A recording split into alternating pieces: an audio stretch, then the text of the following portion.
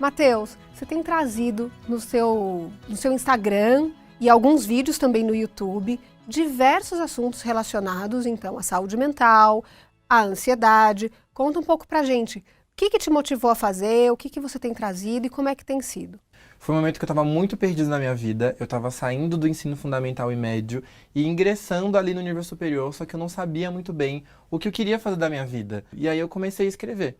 Eu comecei num Tumblr na época e eu fui migrando de rede social em rede social, falando sobre as minhas experiências pessoais. Tanto nesse período de descoberta do que eu queria fazer da vida, quanto de relacionamentos, quanto de expectativas comigo mesmo, um processo de autoconhecimento, até o momento que eu falei assim... Eu me reconheci ansioso, eu me entendi ansioso, fui diagnosticado com ansiedade e eu quis dividir isso com outras pessoas que também passassem pelas mesmas coisas que eu. E aí foi quando eu fui diagnosticado, depois de um final de um relacionamento que eu fiquei muito abalado, com ansiedade. Foi aí que eu consegui entender que tudo aquilo que eu já sentia tinha um nome.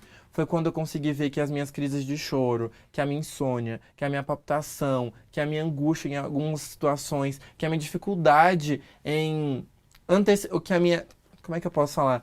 Que meu padrão de antecipar alguns problemas, tudo isso tinha um nome e tudo isso se chamava ansiedade.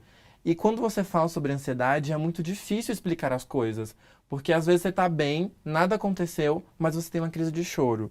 Ou às vezes você viu um filme que te gerou um gatilho, ou às vezes alguém disse uma palavra que te gerou um gatilho, e tudo isso começa a reverberar muito forte dentro de você.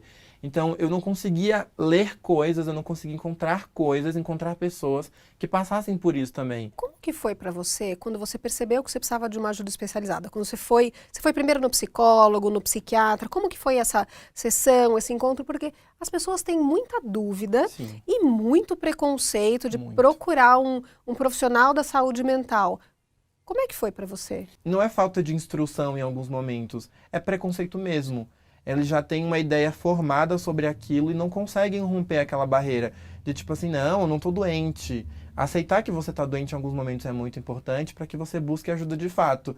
E quando os meus amigos falam, vai fazer terapia, vai te ajudar muito. Não, não preciso disso, eu consigo lidar sozinho. Então acho que é muito um voltar para se entender que tudo bem não conseguir lidar sozinho com tudo.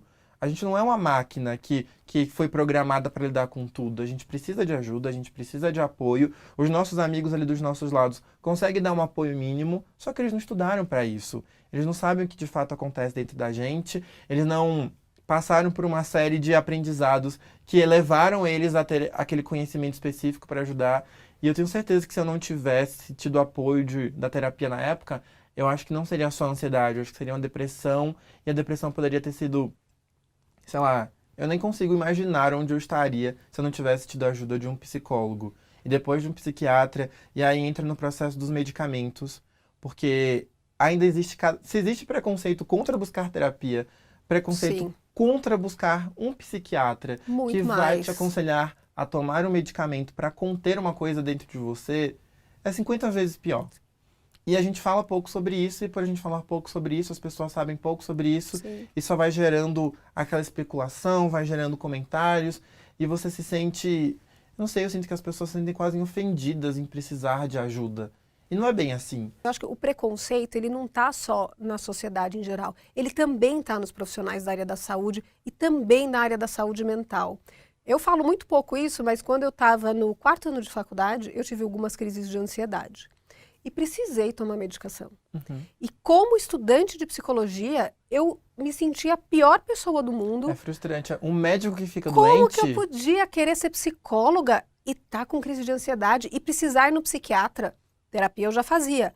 Mas eu fui perceber naquele momento que o preconceito que eu falava para as pessoas não terem estava dentro de mim. uhum, Porque eu também poderia precisar de ajuda. E aí fui no psiquiatra, comecei a tomar medicação.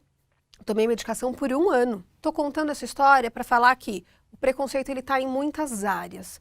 o que eu entendi disso tudo? Eu não posso escolher o que vai acontecer comigo, mas eu posso escolher como eu vou reagir a tudo aquilo que Isso. acontecer comigo. Então, se existe ajuda, vamos buscar ajuda. Eu preciso tentar, eu preciso querer, eu preciso estar motivado. Como é difícil quando a gente é jovem e em muitos momentos quando passa por bullying e não tem ajuda, o como você quer ser invisível, né? Eu queria muito não existir. Eu não queria morrer, mas eu não queria ser visto. Eu não queria ser o centro das atenções. Eu sofri bullying a minha vida escolar todinha. Eu sofri homofobia também durante a minha vida escolar todinha. E eu só não queria ser visto. Eu só não queria que as pessoas que praticavam isso contra mim me vissem, me enxergassem. E não é que eu queira romantizar isso, mas o que eu penso é, às vezes a gente acha que acabou e que não tem mais jeito. E se eu tivesse tido e ficado com esse pensamento de que acabou e não tinha mais jeito, eu não teria chegado aqui hoje. Sim. Então foi importante eu buscar ajuda, foi importante eu me ajudar também e tentar entender de que uma hora ia passar. E acho que essa é uma mensagem super importante para alguém que está vendo esse vídeo agora e esteja passando por bullying. Sim. Né? Que vai passar e que tem também, hoje em dia, canais de denúncia. E hoje... é importante buscar ajuda. Sim. Durante muito tempo eu tive medo. Eu sofri ameaças de que se eu contasse as coisas ficariam piores e eu não tive coragem de expor isso. Mas se eu fosse o Matheus de antes, com a mentalidade de hoje, eu teria buscado ajuda. Eu teria gritado o que estava acontecendo comigo. Porque eu acho que eu sofri 3 vezes mais por sofrer em silêncio. E parecer que eu não estava sofrendo. A maioria das pessoas que estavam levemente ao meu redor não percebiam que aquilo me afetava tanto, porque é como se tivesse criado uma máscara social para fingir que estava tudo bem. Porque eu ouvia que quanto mais você se importava, mais aquilo aumentava. Só que não é porque eu fingia que eu não me importava, que eu não me importava de fato. Tem um outro ponto que você trouxe, que é a questão do sono. Né? Sim. E hoje muitos estudos vão trazer o quanto que a privação de sono traz e aumenta transtornos mentais. E o como que a privação de sono também aumenta comportamento suicida. Sim. Porque quando você está com fome, com sono, cansado e com raiva, o comportamento suicida ele aumenta. Né? E as pessoas hoje não prestam tanta atenção na qualidade do sono e tem muito preconceito de tomar remédio se precisa para dormir. E às vezes isso acaba sendo algo que precisa... As pessoas precisam entender, primeiro, de como a privação de sono é ruim. E aí eu tô falando não só para jovem, que Pra fica todo todo mundo, né? tempo olhando o celular quando dorme, quando deita, né? Como para adulto e para todo mundo que tem alguma questão de insônia, para poder buscar ajuda para isso também, né? Aproveitando que a gente está falando de tudo isso, o que você falaria para alguém que hoje está numa situação de ansiedade e alguém que, de repente, até essa ansiedade está fazendo com que a pessoa queira sumir, desaparecer e até acabar com a vida?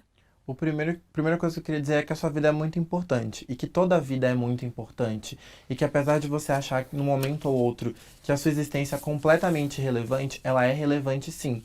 E que a ansiedade não é falta de Deus, como eu já ouvi muito. O Padre Fábio de Mello é uma das pessoas que tem uma relação com Deus mais bonita que eu conheço. E ele também passa por processos de ansiedade. Ele também está ali falando sobre isso. Então não é falta de Deus, não é mente vazia. Eu já ouvi muito isso. Ansiedade é mente vazia. Tudo que eu mais queria nesse mundo é que a mente esvaziasse em alguns momentos. Então não é mente vazia. A sua mente tem, às vezes, até excesso de pensamentos. Acho que suicídio não é uma alternativa. A gente tem outras alternativas.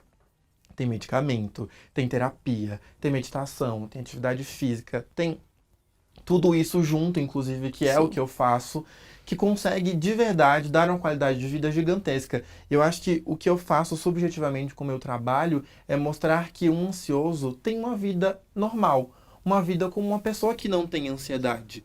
A gente vai ter algumas crises, a gente vai lidar com alguns dilemas, mas a gente não é menos capaz que ninguém. Porque eu já busquei muita felicidade em outras pessoas, em outras coisas, em outros momentos. E quando eu comecei a descobrir um pouco de felicidade em mim e fui me aproximando desse sentimento, a minha vida começou a ter mais paz. E eu acho que todo mundo devia experimentar essa sensação. E é por isso que eu falo tanto sobre saúde mental, porque eu acho que dá pra gente ter essa sensação. Não é algo impossível, por mais que pareça. E às vezes essa sensação de que é impossível já encerra tudo. E não é impossível. O que eu acho que a coisa mais mágica da vida é que tudo é possível. Sim. E que enquanto existe vida, existe possibilidade. Matheus, muito obrigada por você ter vindo aqui. Muito obrigada por ter aceitado ter essa conversa com a gente. Se você está em sofrimento emocional agora, liga para o CVV número 188 ou pelo chat www.cvv.org.br, que vai ter alguém lá 24 horas por dia, 7 dias da semana, para falar com você. E às vezes se tiver uma fila, insista. Se não der para falar com o CVV, converse com alguém próximo de você, vá buscar ajuda, que sempre tem ajuda disponível.